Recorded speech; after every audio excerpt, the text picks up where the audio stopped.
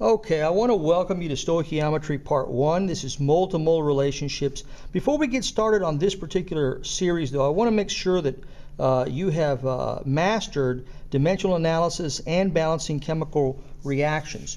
So those will be instrumental in this particular series on stoichiometry. So let's go ahead and get started. So let's talk first of all about what stoichiometry is. And stoichiometry really is about understanding the relationship that exists in balanced reactions between various chemicals in the reaction, and being able to do a quantitative type of analysis on those chemicals.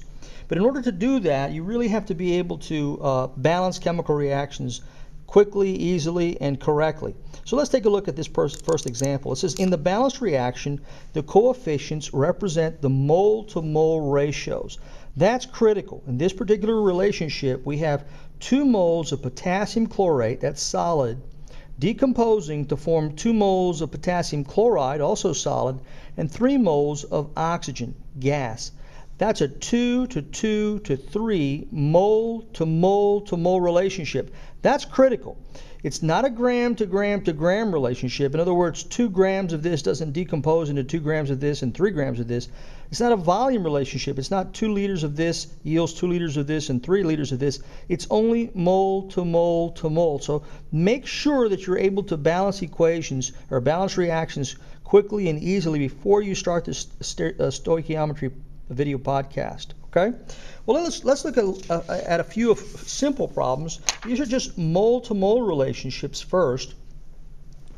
And what we want to do is take a look at a problem in which we have a decomposition. And in this decomposition, it's potassium chlorate. We want to know how many moles of potassium chlorate must decompose, that means kind of break apart, fall apart, in order to produce 24 moles of oxygen gas.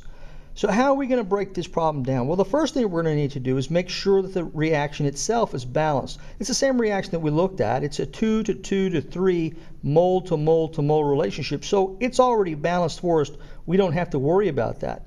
Well, what do we know? From the problem, what do we know? We're going to use the same type of technique that we used in dimensional analysis, and that is to circle what we know. Circle any numbers. 24 moles of oxygen gas is what they're giving us, and they're asking how many moles of potassium chloride. So this is what we know, 24 moles of oxygen gas, and this is what we're trying to get to, moles of potassium chloride. And what we've got to work with is the balanced reaction. Again, a 2 to 2 to 3 mole to mole to mole relationship. Well, the first thing I like to do is to take the information that I've circled and underlined and simply put it below the component in the reaction that it belongs to. For example, they're telling me that I'm going to get 24 moles of oxygen gas. So write that, I've written it in red for you, directly under oxygen gas in the reaction so you don't forget what it is that you've been given. I put a question mark here under the potassium chlorate because that's what I'm looking for. I want to know the number of moles of potassium chlorate. Well, how do I proceed?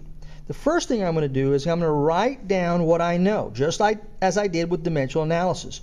Write down 24 moles of oxygen gas and put that over 1 to hold that place. The next thing is I'm going to multiply by, I'm going to make my division sign. Remember, whatever unit is here goes here. Whatever unit I want is going to go right there on top.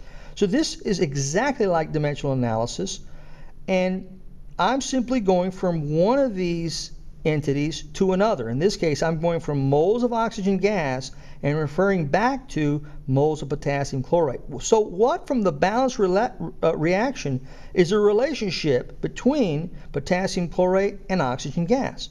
Well, clearly, 2 moles of potassium chlorate produces 3 moles of oxygen gas from the balanced reaction. Remember, whatever unit went there goes there, so whatever unit I want is going to go right there. So I'll put moles of potassium chlorate on top, moles of oxygen gas on bottom, 2 moles of potassium chlorate yield 3 moles from the balanced reaction of oxygen gas. I'll ask myself, is that what I'm looking for? Am I looking for moles of potassium chlorate? Look to the question mark. Is that directly underneath potassium chlorate? You bet. So that's what I'm looking for. I'm done. I'll get my calculator out, cross these out first, get my calculator out. I can say 24 times 2 divided by 3, or I can say 24 divided by 3 times 2. Either way, I get my answer, 16 moles of potassium chlorate, and I'm done with the problem. Just check one more time to make sure that that's what you're being asked for. Moles of potassium chlorate? It is. I'm looking for moles of potassium chlorate. That's what's underlined, and I'm done. All right, let's take a look at a second problem now. In this case, we have a single replacement reaction. This is called single replacement because one element is being replaced with another. In this case, we have hydrogen bromide and zinc. Hydrogen bromide and zinc forming zinc bromide and hydrogen gas. Now the relationship is 2 to 1 to 1 to 1. So it's already been balanced for us. Just remember, it's a 2 to 2 to 1 to 1, mole to mole to mole to mole relationship, okay? All right, now, here's the problem. How many moles of hydrogen would be produced from 8.22 moles of hydrobromic acid? Again, how many moles of hydrogen would be produced from 8.22 moles of hydrobromic acid?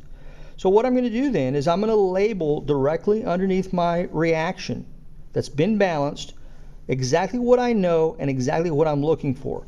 I have 8.22 moles of hydrobromic acid. I'll circle it and then write it directly underneath HBr. So I'll remember what it is that I have. How many moles of hydrogen would be produced? So I'm looking for moles of hydrogen. So I'm trying to determine the moles of hydrogen, so I'll put a question mark right there.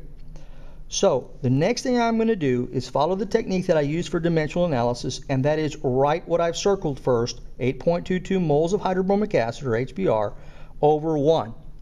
The next thing I'm going to do is I'm going to multiply by, write a line just across like that. Whatever unit is here is going to go right there. No thinking, just copy. 8 moles of Br, moles of Br. Don't copy the 8.22.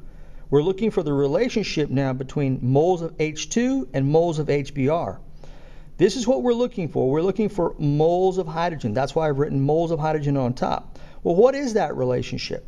Well, from the balanced reaction, we can see that 2 moles of hydrobromic acid produce 1 mole of H2. Now you may ask, well, what about these? What about the zinc and the zinc bromide? Well, they're not expressly asked for in the problem, so we're really not concerned about them. We can answer questions about them if they ask us later on.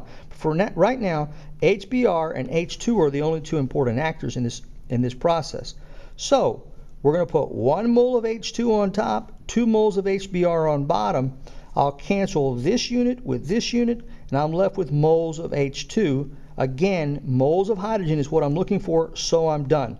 I simply need to do a calculation now. We have 8.22 times 1 divided by 1, or divided by 1 divided by 2. So really it's 8.22 divided by 2. That's 4.11 on my calculator. I have 3 significant digits, here in the 8.22. The 1, and the 2, none of these limit the number of significant digits. They're exact numbers. Exactly 2 moles of hydrobromic acid produce exactly 1 mole of H2. So in effect, these have infinite numbers of significant digits. This is the only thing that will limit me.